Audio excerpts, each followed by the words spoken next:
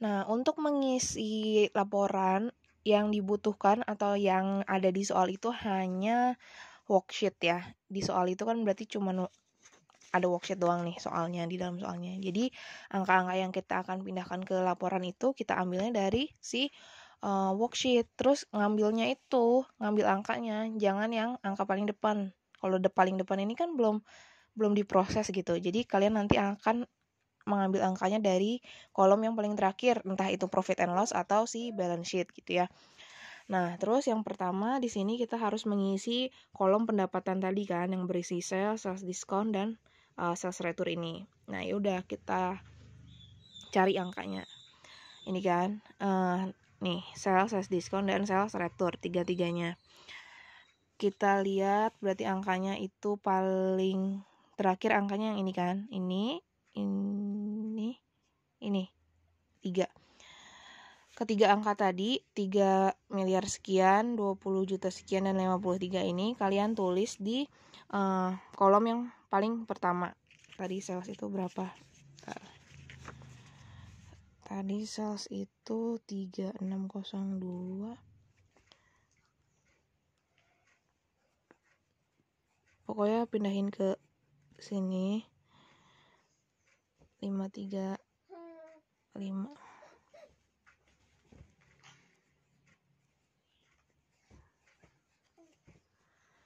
Pokoknya kalian pindahkan sebentar ya. Saya pindahin dulu. Ini ya, ini udah saya tulis. Jadi tiga-tiganya tadi itu kalian tulisnya di kolom yang pertama ya, segaris atau sejajar sama akunnya ditulis. Tapi untuk sales discount dan sales return ditulisnya di dalam kurung karena ini akan mengurangi si salesnya. Itu. Terus kalau misalnya ini udah, ini 3 miliar sekian dikurangin dengan ini, hasilnya kalian taruh di kolom kedua. Ya. Ini dikurangin ini, hasilnya taruh di kolom kedua. Udah. Terus kalau udah, COMS, freight paid, dan purchase discount, jika ada tiga-tiganya, kalian tulis lagi ke kolom yang pertama. Disejajarkan dengan si nama akunnya.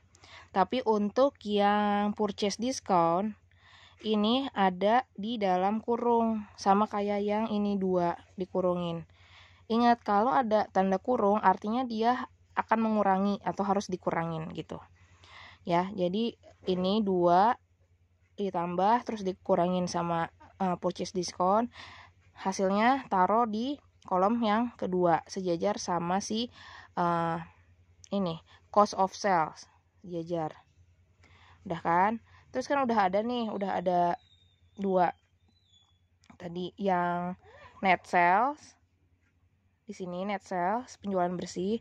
Terus di sini ada cost of sales atau total harga pokok tadi di tengah. Ya, ini dikurang sama ini. Nih, kan udah saya kasih tanda. Ini dikurang dengan ini, hasilnya taruh paling kanan, yaitu si gross income atau pendapatan kotor.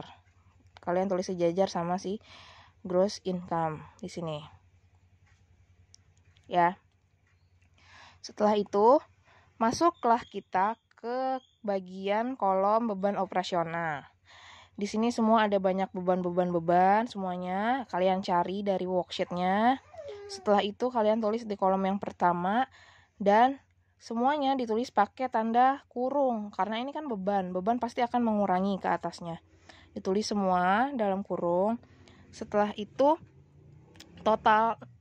ditotalkan di jumlah, taruh di bagian yang total expense ini. Tapi taruhnya di kolom yang paling kanan, disejajarkan. Ya. Nah, kalau udah nanti kan di sini ada net income nih atau pendapatan bersih. Pendapatan bersih ini diambilnya dari ini tadi, net sales dikurang sama si tadi beban total beban dikurang nih, ini dikurang dengan ini nih ya, udah saya kasih tanda dikurang. Jadi hasilnya segini, taruh di bagian net income sejajar dengan net income, taruh di paling kanan ya. Udah gitu masuk lagi ke kolom other revenue and gains. Di sini juga ada akun-akunnya, kalian cari di worksheetnya, lalu diisi di kolom yang pertama nih, diisi ya, sejajarkan, nggak ada yang dikurungin, diisi.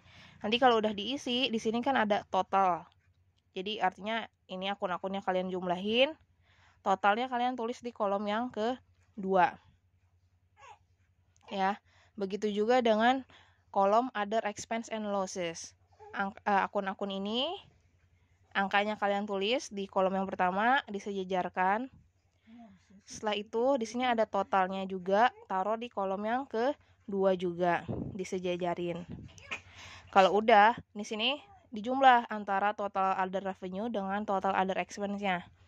Dijumlah. Ya, nanti hasilnya pasti akan yang gedean yang beban. Kalau dia gedean yang beban, nanti kita minus di sininya, tulis minus. Tapi kalau misalnya gedean yang atas, berarti nggak usah di minus gitu. Nah, terus setelah itu net income before tax-nya juga dikurangin.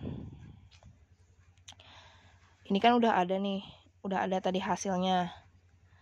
Terus dikurang sama yang tadi ini, jadilah hasilnya segini, net income after tax.